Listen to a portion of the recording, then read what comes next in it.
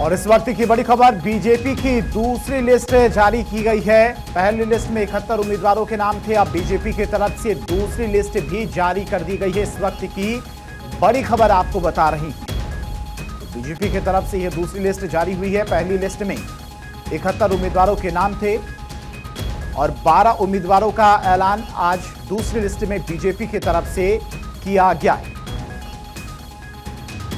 Total 83 उम्मीदवारों का ऐलान बीजेपी की तरफ से अब तक किया जा चुका है। दूसरी लिस्ट में 12 उम्मीदवारों के नाम है। बीजेपी की तरफ से दूसरी लिस्ट जारी की गई है। पहली लिस्ट में 71 उम्मीदवार थे, दूसरी लिस्ट में 12 उम्मीदवारों के नाम हैं। तो अब तक 83 उम्मीदवारों के नाम का ऐलान हो चुका है और मैथिली ठाकुर के भी नाम का ऐलान हुआ है। मैथिली ठाकुर भी इस बार बीजेपी से कैंडिडेट होंगी। कल ही उन्होंने बीजेपी की सदस्यता ली थी और अलीनगर सीट से मैथिली ठाकुर बीजेपी की कैंडिडेट होंगी। इस वक्त की ये सबसे बड़ी और अहम खबर आपको बता रही हैं। बीजेपी की तरफ से जारी दूसरी लिस्ट में मैथिली ठाकुर का भी नाम है और अलीनगर सीट से मैथिली ठाकुर को बीजेपी ने प्रत्याशी बनाया है। तो इस वक्त की ये बड़ी खबर आपको बता रही हैं। पहली लिस्ट में 71 उम्मीदवार थे, दूसरी लिस्ट में 12 उम्मीदवारों के नामों का ऐलान किया गया है। अब तक टोटल 83 उम्मीदवारों का ऐलान बीजेपी की तरफ से किया जा चुका है और दूसरी लिस्ट में अलीनगर सीट से मैथिली ठाकुर बीजेपी के उम्मीदवार हैं। कल ही उन्होंने पार्टी की सदस्यता ली थी और आज उनका नाम बीजेपी की दूसरी लिस्ट जारी हो चुकी है बीजेपी की। तो अब तक 83 उम्मीदवारों के नामों का ऐलान हो चुका है। मैथिली ठाकुर को अलीनगर से बीजेपी का टिकट दिया गया है और चर्चा भी थी कि अलीनगर सीट से ही मैथिली ठाकुर को बीजेपी मैदान में उतार सकती है। हायाघाट से रामचंद्र प्रसाद को टिकट दिया गया है। तो दूसरी लिस्ट बीजेपी की आ चुकी है। मुजफ्फरपुर से रंजन कुमार को टिकट मिला है। पूर्व आईपीएस आनंद मिश्रा को बक्सर से टिकट दिया गया है। तो बीजेपी की ये दूसरी लिस्ट, पहली लिस्ट में 71 उम्मीदवारों के नाम थे, दूसरी लिस्ट में 12 उम्मीदवारों के नाम। और सबसे बड़ी बात यह कि मैथिली ठाकुर जो कि कल ही बीजेपी में शामिल हुई हैं, बीजेपी की सदस्यता ली है और आज उन्हें दूसरी लिस्ट में अलीनगर सीट से बीजेपी ने अपना उम्मीदवार बनाया है। तो इस वक्त की बड़ी खबर आपको बता रहे, बिहार विधानसभा चुनाव से जुड़ी हुई बीजेपी की दूसरी लिस्ट सामने आ चुकी है। 12 उम्मीदवारों के नाम इस लिस्ट में बीजेपी की तरफ से यह लिस्ट जारी की गई है और मैथिली ठाकुर इस लिस्ट में अलीनगर सीट से मैदान में होंगी। हायाघाट से रामचंद्र प्रसाद को टिकट दिया गया है। मुजफ्फरपुर से रंजन कुमार को, गोपालगंज से सुभाष सिंह को टिकट दिया गया है। बनियापुर से केदारनाथ सिंह को प्रत्याशी बनाया है। वहीं छपरा की बात करें, छपरा सीट से छोटी कुमारी को मैदान में बीजेपी ने उतारा है। सोनपुर सीट की बात करें तो यहां से विनय कुमार सिंह को टिकट दिया गया है। रोसड़ा सीट की बात करें तो वीरेंद्र कुमार को टिकट दिया गया है। बाढ़ सीट की बात करें तो यहां पर सियाराम सिंह को बीजेपी ने अपना कैंडिडेट बनाया है। अगीआंव विधानसभा सीट की बात करें तो महेश पासवान को यहां से बीजेपी ने कैंडिडेट बनाया है। शाहपुर सीट की बात करें तो यहां पर राकेश ओझा को बीजेपी ने टिकट दिया है।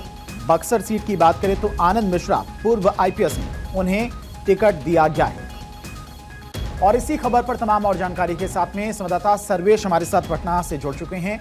सर्वेश, बीजेपी की दूसरी लिस्ट आ चुकी है, 12 उम्मीदवारों के नाम हैं और सबसे बड़ा नाम मैथिली ठाकुर, जिन्होंने कल ही बीजेपी की सदस्यता ली थी और आज उन्हें अलीनगर सीट से प्रत्याशी बीजेपी की तरफ से बनाया गया है। चर्चा भी थी कि अलीनगर सीट से ही उन्हें मैदान में बीजेपी उतार सकती है।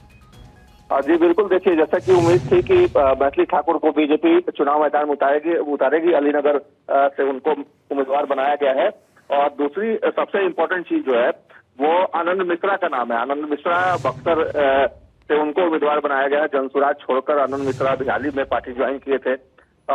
इससे पहले जनसुराज के पहले भी वो भाजपा में थे और बक्सर से लोकसभा का चुनाव लड़ना चाहते थे, लेकिन जब उनको टिकट बक्सर से लोकसभा की नहीं मिली तो वो चले गए थे जनसुराज। और जनसुराज में जब उनको कुछ वहां हासिल नहीं हुआ तो फिर वो भाजपा आए थे और उनको भी बक्सर से उम्मीदवार बनाया गया। तो एक तरह से कहा जाए तो जिस तरह की उम्मीदें थी, जिस तरह की सूची की, वो सूची दूसरी लिस्ट जारी हुई है।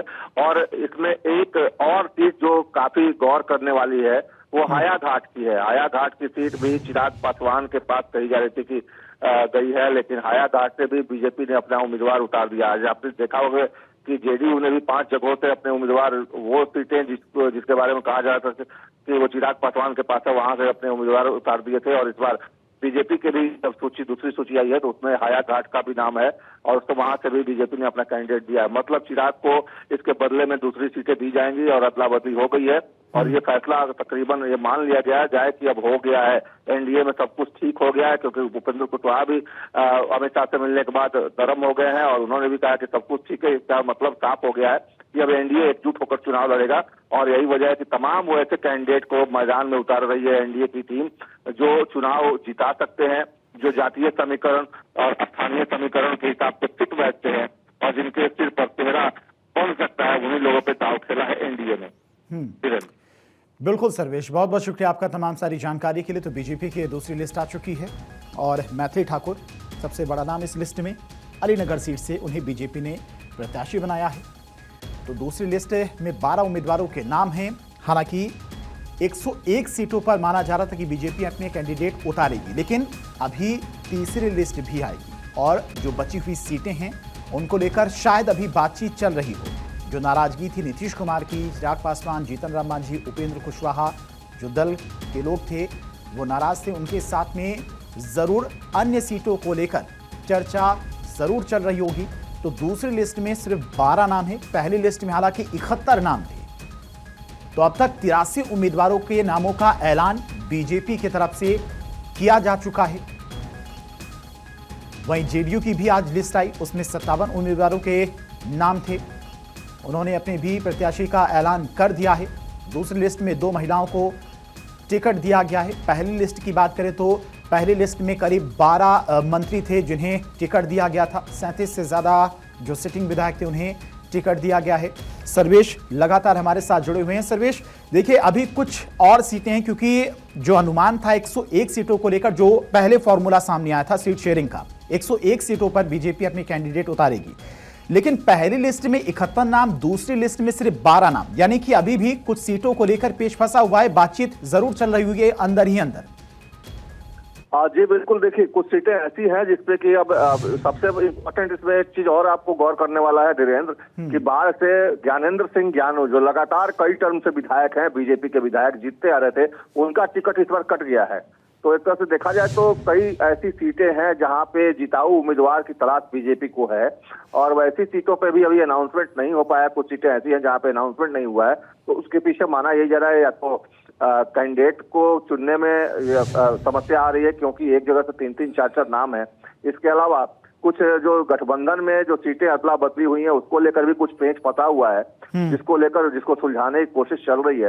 हालांकि अमित शाह कल से 3 दिनों के दौरे पर बिहार आने वाले हैं, तो माना यही जा रहा है कि कल अमित शाह जब आएंगे उसके पहले सारी जो समस्याएं हैं वो दूर कर ली जाएंगी और तमाम जो सीटों का अनाउंसमेंट है वो हो जाएगा।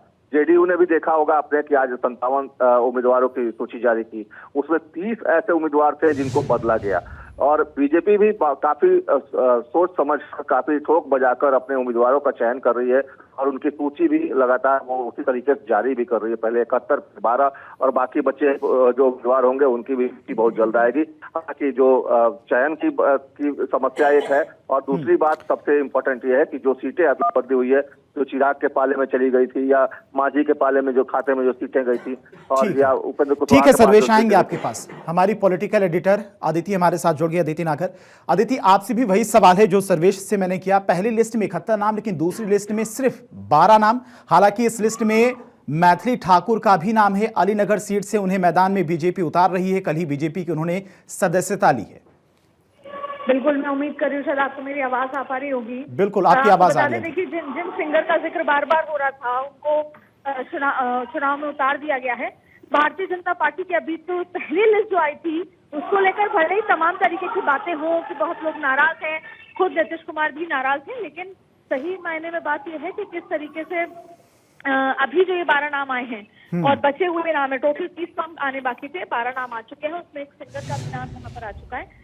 सबसे महत्वपूर्ण बात यह है कि सोशल इंजीनियरिंग के लिहाज से, अति पिछड़े के लिहाज से, ब्राह्मण के लिहाज से, हर तरीके से इसको इस लिस्ट में आप देखिए नाम हैं तमाम तरीके से। ये बात अलग है कि एनडीए के अंदर तमाम तरीके की अटकलें चल रही हैं, क्योंकि बड़े भाई छोटे भाई जो हुआ करते थे अब वो जुड़वा भाई हो चुके हैं। नीतीश कुमार कई मुद्दों पर अग्री नहीं है, 2 सिटिंग एमएलए की टिकट एलजेपी को दे दी गई है। लेकिन इम्पोर्टेंट बात यह कि भारतीय जनता पार्टी की 12 नामों की भी लिस्ट आ चुकी है और महागठबंधन की आरजेडी की लालू ने जिनको सिंबल भी दे दिए थे उनको तेजस्वी यादव ने सिंबल वापस मंगा लिए हैं। लेकिन इस बीच में भारतीय जनता पार्टियों के नामों की लिस्ट निकल रही है। 12 नाम और आ चुके हैं, जिसमें सिंगर का भी नाम है। साथ साथ आप देखिए तमाम और नाम जिनका यहाँ पर जिक्र कर रहे हैं, जैसे अलीनगर से नाम आ चुका है मेघी ठाकुर जिनका हम जिक्र कर रहे थे। इसके साथ साथ आप देखिए कि और भी मुजफ्फरपुर है, रंजन कुमार, तमाम नाम है। यहाँ पर छोटी कुमारी एक और महिला को टिकट दी है छपरा से। इसके साथ साथ सोनपुर से भी टिकट दी गई है विनय कुमार को। राकेश ओझा को टिकट दी गई है शाहपुर को, बक्सर से। की प्रत्याशियों को 17 और 20 तारीख को नॉमिनेशन की आखिरी तारीख है, तो ऐसे में अभी नामों की जो बचे हुए 18 नाम हैं उनका और इंतजार अभी है। ये बात अलग है कि कई जो टिकटें कटी हैं उसको लेकर भी धरना प्रदर्शन हुआ, यहाँ तक कि पुलिस को ले जाना पड़ा। पटना कार्यालय में अलग अलग तरीके का रिएक्शन आ रहा है, वहीं जेडीयू के अंदर भी अलग अलग रिएक्शन है। पर ऐसी स्थिति में भारतीय जनता पार्टी को क्लैरिटी है कि इसको क्या करना है, उसको स्ट्राइक रेट कितनी बेहतर करनी है और एनडीए को मिलकर चुनाव में उतरना है। ये बात अलग है कि माना जा रहा है कि मांझी बहुत खुश नहीं है, लेकिन मांझी ने यह भी कह दिया कि उनको, और आपने ट्वीट देखा होगा कि किस तरीके से 14 तारीख को कल एक ट्वीट आता है, एक्स पर पोस्ट होता है, जो उपेंद्र कुशवाहा तीनों घटक दल के लोग अपने सेम भाषा में कॉमा के साथ सेम ही ट्वीट करते हैं। तो कहीं ना कहीं समझ आ रहा है कि भारतीय जनता पार्टी चाहती है, एनडीए चाहता है, खास तौर पे भारतीय जनता पार्टी बिल्कुल। किसी भी तरह का ऐसा मैसेज अदिति, आपको रुकना चाहेंगे। उपेंद्र कुशवाहा भी आज दिल्ली पहुंचे थे, गृह मंत्री अमित शाह के साथ उनकी मीटिंग हुई। महुआ सीट को लेकर बताया जा रहा है कि वो नाराज थे।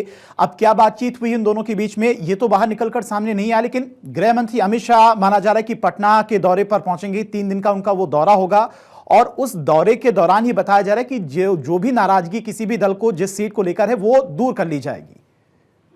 बिल्कुल, ना सिर्फ नीतीश कुमार के लिए भी माना जा रहा है कि उन्होंने भी जो सर्वोच्च जो नेता हैं उनसे बात करी है, क्योंकि जो 2 सिटिंग सीटें एलजेपी को गई हैं, खास तौर पे जो उनका गृह नगर है वो जो सीट गई है नालंदा की, उसको लेकर वो खासा खुश अभी नहीं है। और इसके साथ साथ आप देखिए कि उपेंद्र कुशवाहा ने मुलाकात की है। 3 दिन का दौरा और इसके अलावा भी हर जिले में एक दौरा, यानी कि कम से कम 50 से ऊपर की रैली भी अमित शाह की तैयार है।